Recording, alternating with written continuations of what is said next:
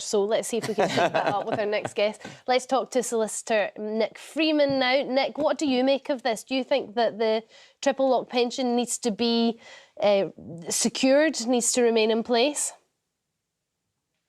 Absolutely. It's achieved its objective. It's dragged pensions out of the poverty area that many of them were in. It's achieved that objective. We need to ensure it. I mean, the important thing to bear in mind is, first of all, that the age that people can receive this has been put back now for several years. And secondly, most pensioners have contributed during their lifetimes massively to be able to receive something that would sustain a reasonable livelihood during their final years of living. They're not in a position to earn any more money. And isn't it right as a society that we look after them from a humanitarian, from a decency perspective, and ensure that they are comfortable rather than they fall back to within this poverty area? I do agree with Marina. Of course, it is a vote winner. There are 12 million pensioners, which is a massive amount. But, these pensioners are able to assist society if they have an amount which enables them to live properly. They're able to perform charitable functions, which they won't be remunerated for. There's also the bank of mum and dad. It's very difficult now for younger generations to get on the property ladder, so parents are helping massively in relation to that. So I actually think we're getting into a situation where pensioners are being looked after properly and they're contributing still to society and not being remunerated. And all that, of course, would change if the Chancellor actually revokes this triple lock agreement. So I think it's there for good reason, and I think it should stay. OK, Nick, you stay with us. We're going to take some calls now. There's loads coming in. Jackie from Dorset, what's your thoughts on the triple lock? Does it need to stay? Hi, Storm. Yes, I think so. And I thank Nick for his words. And I'd like to ask the panel, or pose this to the panel. I'm 69. I've been working since I was 15. I've worked, I've brought up 3 children, I've saved, I've got 2 very small pensions, but I had to go back to work just over a year ago because I couldn't afford to do anything other than sit in my flat. I've downsized, I've got a flat, I've had to take equity release, and I work in care. Jackie. I was working 2 days a week, getting £600, and I was paying over £100 in tax. OK, Jackie, I'm just going to stop you there because without getting sort of too much into the details of your experiences, I think they're echoed across the country. Lots of people in the same boat as you and feeling the same way. I'm going to put that to Ben. This is a lady who's worked since she was 15. So there is a feeling of they have paid into the system, they have paid their taxes, and this is supposed to be the part of their life where they can get that money that they've put in back. Absolutely. Just to address something Nick said, no one's proposing that pensioners should be destitute. But the argument that we're having, the debate we're having, is not over whether pensions should be adequate to look after people in old age. It's whether this triple lock should be preserved or not. And from any yardstick, this triple lock is gold-plated. Minimum of 2.5%, or the average increasing in earnings, or but inflation even if with it's that, higher. Ben, you're still hearing that Jackie is struggling. But Jackie, I suspect if she's got 2 pension pots, what I'm hearing from Jackie is she's not on a public sector pension. She's saved up her own money and her own pension pot is failing to remunerate her. And that's a very interesting point because the government hasn't got joined up thinking between what it does for public sector pensions and what private sector pensioners private sector people like me are allowed to do in order to save their own pots. We have very great restrictions on how much money we can save as we go through our working lives. I just want to check with Jackie, is that true? You're not getting any state pension then? They're both private? No, I get a state pension, which works out to £832 a month. I've got 2 private pensions, which amount to £140 a month. So I'm living on £900 and something a month. If I didn't work, which I won't be able to do it for much longer because it's in care and it's really hard. Physically hard. I don't know how I'm going to live.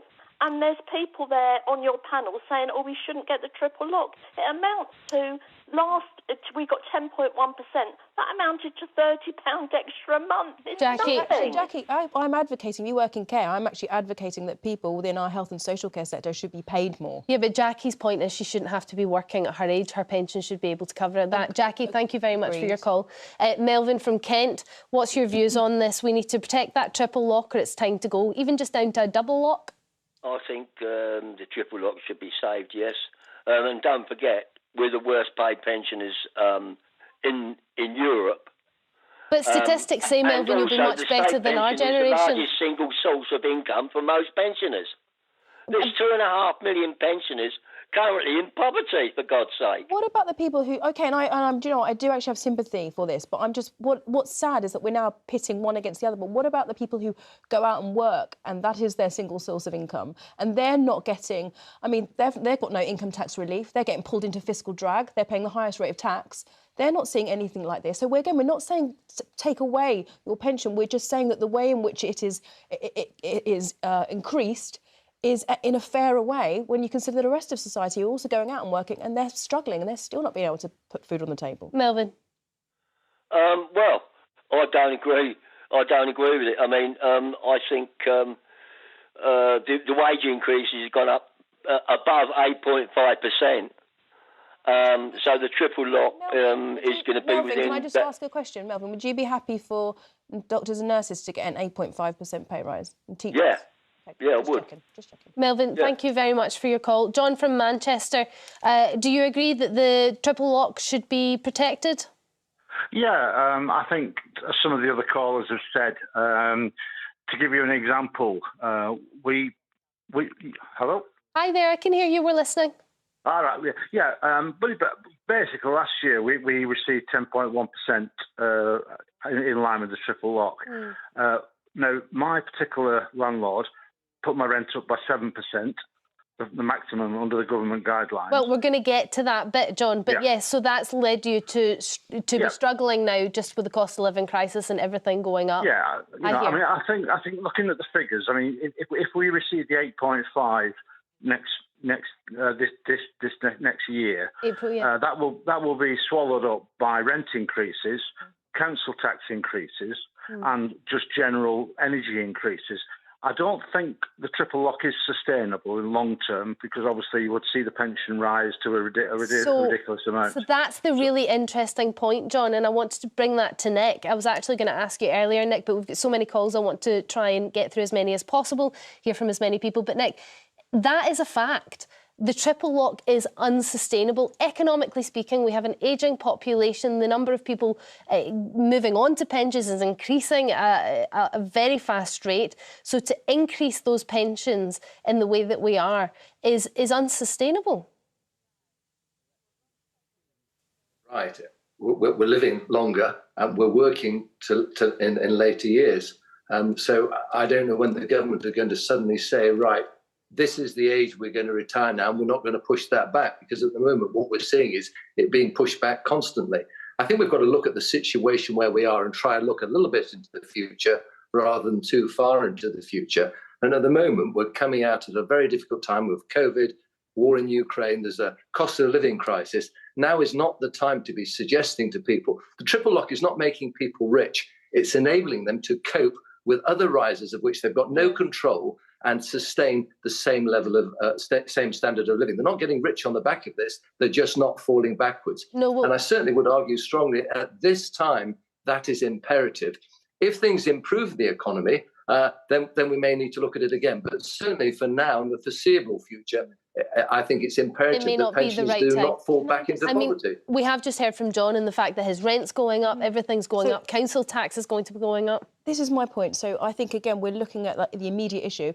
Look at what pensioners are spending their money on. It's energy bills. Again, why are they like that? Years of mismanagement. What about their rental prices going up? Oh, OK, so great. So there's a transfer of wealth, goes to pensioners. Pensioners put it into the hands of already wealthy landlords. I think we need to look at what they're spending their money on. The cost of the food shop, profiteering, inflation made worse by other things.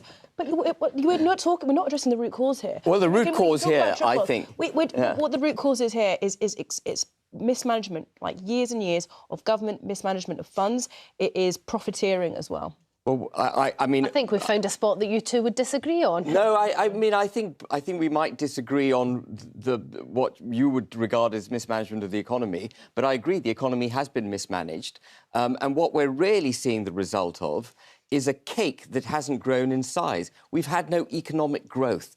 That's the critical component that has been absent. And here comes Brexit again. Why haven't we had economic growth? Well, it's got nothing to do with Brexit. It's got everything to do with lockdown. I'm going to have a ban on the B word. I'm going to set up a jar. People will have to pay a £5 Amazon voucher if they say it. We just had a report come out. I think it's 75% of business owners have been impacted by their trade impacted. OK, I'm going to move on to another call. I don't have enough time. Margaret from Derbyshire. Every single day, Marina. it's still harming It is not. Nothing like what I want to go to another call and I have no us. time. Margaret from Derbyshire, what's your view on this discussion about the triple lock pension?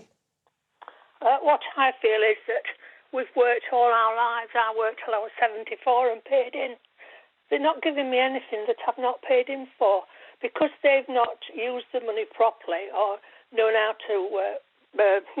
God, the brain's gone.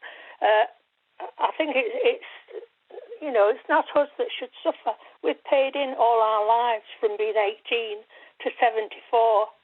If they can't, sorry the word, if they can't manage it properly, you shouldn't be punished for the mismanagement. I hear you, Margaret. I hear you, and I think what they really need is to go in to see a lady who's got 4 children and see how she manages money. They don't know how to manage the money. They don't look out of the box. Margaret, it's an interesting point you make. I think it's a difficult balancing act, actually, for the government, and we'll see what Jeremy Hunt does when it comes to the autumn statement. But the triple lock isn't sustainable forever, but perhaps now is not the time to let it go. I don't know. Thank you very much, Margaret, for your call. Thank you again for Nick for joining us for that debate. We're going to have to move on. After the break, it's